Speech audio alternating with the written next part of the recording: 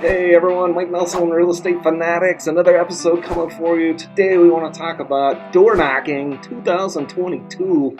Should we be doing that? Is that old school? Old realtors do? Like, help me out here. So I'm going to give you some tips on what I believe we should be doing around door knocking or not doing door knocking based on recent events. However, before we begin, go ahead and subscribe to our channel, please, and like and post some comments away, and that'll be notifying you. Click the bell. We'll notify you of any future videos that we've got coming up. Try to shoot a couple, 3 a week, so stay tuned for some more. All right, 2022. It's after, well, COVID's still around. I can't say it's after COVID, but it's after the mayhem of that April 2020. We're now in mid-2022. So the question is, should we be door knocking? So one of the things about door knocking is fear of being uncomfortable for new agents. They're afraid of going out there and getting their you-know-what's handed to them by people. They're going to use COVID as the excuse of like, oh, it's COVID. People are sensitive to that.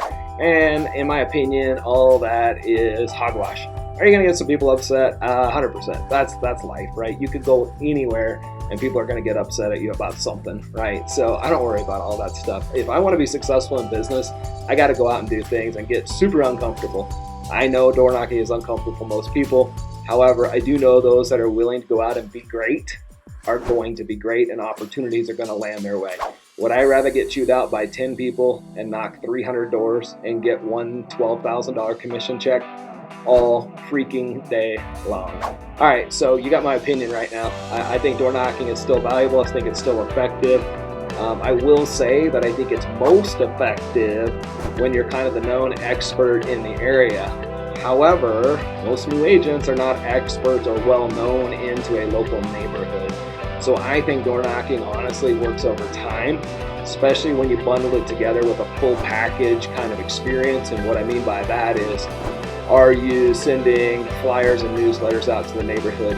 Are you running events and targeting a specific neighborhood, like, hey, dumpster day, and you go rent a dumpster and go stick it in the park and then communicate? Are you creating maybe a Facebook group page for folks in that community that you guys can disseminate and communicate information? Are you cold calling that neighborhood and just kind of checking in on people and giving market stats and analysis, right? All that stuff works in together so they become to know your name. That's what you want, right?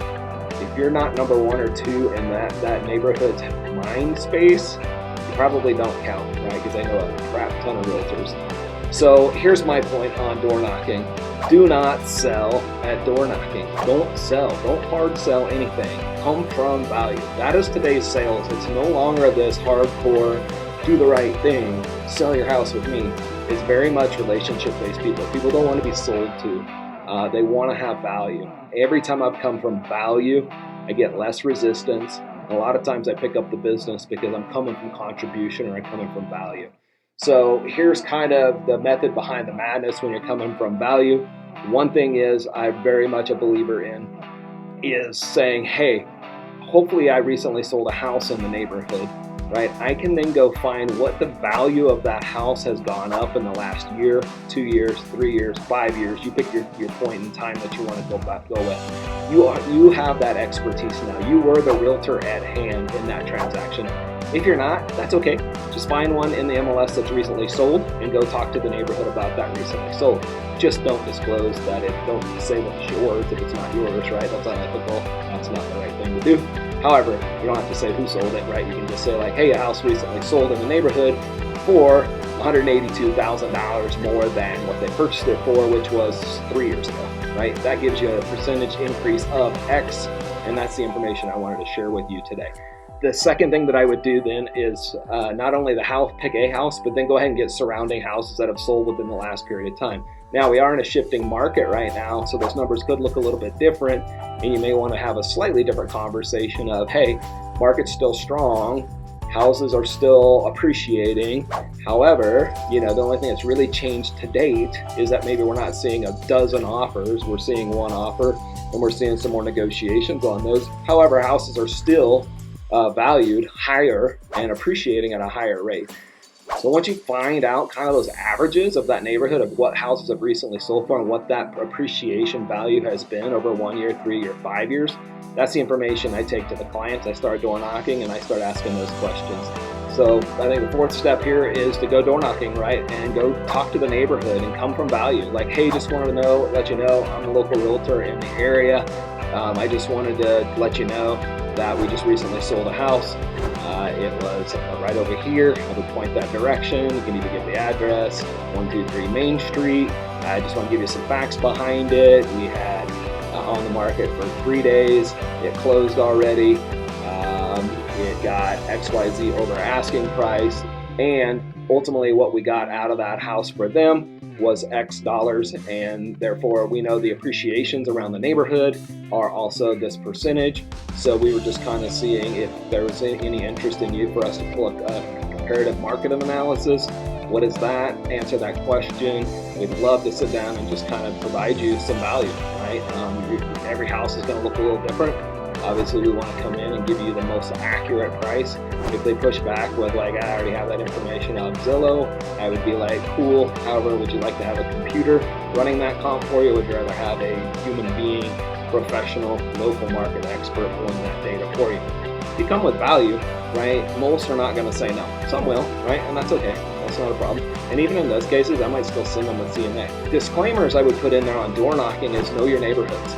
There are some that are HOAs. There are some that have local regulations that you can't door knock, right? Or you'll be penalized or fined, or you have to get permits to leave hangers on the door.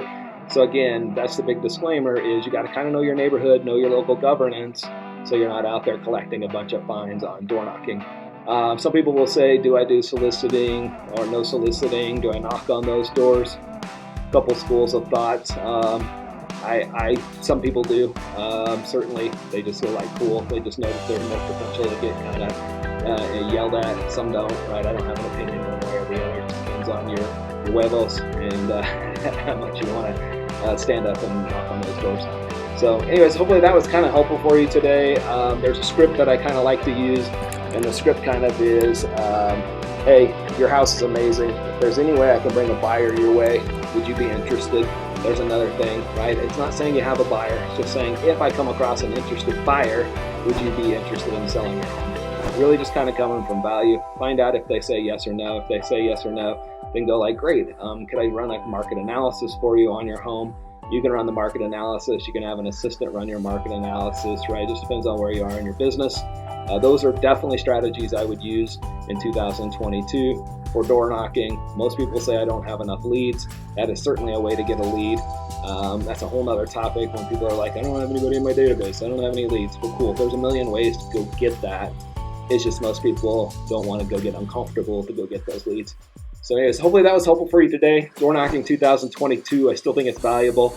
I think it's key that when you do knock on the door, that you do take a few steps back so you're not right up in their face. One, for COVID. Two, again, males can seem to be a little bit more intimidating perhaps that are door knocking. Females, not so much per se from the general public's view of things. But if you're a male, I would encourage you, especially if you're kind of a big male like myself at 6'2", 240 pounds, you may want to take a step back just so you're not psychologically in their face. So anyways, that's it. 2022 door knocking. Go ahead and click the link below. Put some comments down there if you agree or disagree with me. My calendar link will be down below if you want to schedule a time or an appointment to talk with me about anything. Happy to do all that. And have a great day.